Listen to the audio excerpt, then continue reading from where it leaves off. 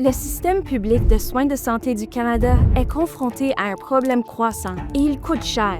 Les dépenses consacrées aux agences privées de dotation en personnel infirmier à but lucratif ont fortement augmenté. Ces agences fournissent du personnel temporaire aux hôpitaux et aux établissements de soins de santé au Canada. Les dépenses sont passées de 250 millions de dollars en 2019 à probablement plus de 1,5 milliard de dollars au cours du dernier exercice. C'est un gros problème parce que les hôpitaux peuvent payer jusqu'au double, voire au triple du taux horaire pour une infirmière d'agence comparativement à une infirmière autorisée à temps plein dans le système public.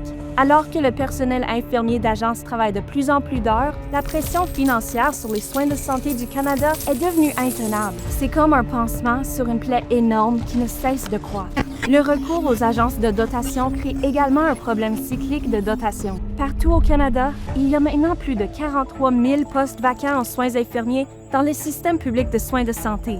Et la position autrefois prisée de travailler au sein de ce système a diminué aux yeux des infirmières et infirmiers des communautés partout au pays. Le personnel infirmier employé par le système public voit les infirmières et infirmiers d'agence gagner un salaire horaire plus élevé, ce qui crée de la frustration et amène beaucoup à se demander pourquoi ils ne sont pas payés de la même façon.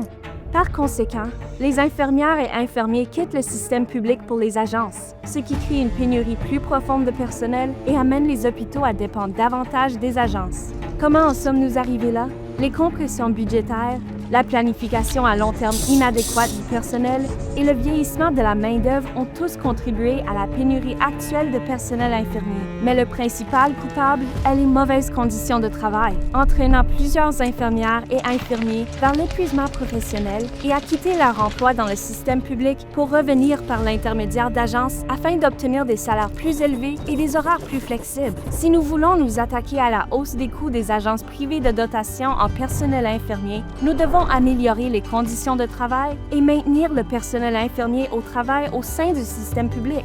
Cela signifie qu'il faut mettre un terme au profit des agences privées de personnel infirmier et investir dans les emplois infirmiers dans le système public de soins de santé. Cela signifie des salaires équitables, des avantages sociaux, un soutien en santé mentale et la mise en œuvre de ratios infirmières-patients pour créer des charges de travail gérables. Lorsque les infirmières et infirmiers sont soutenus, les patients reçoivent de meilleurs soins et notre système public de soins de santé peut fonctionner plus efficacement.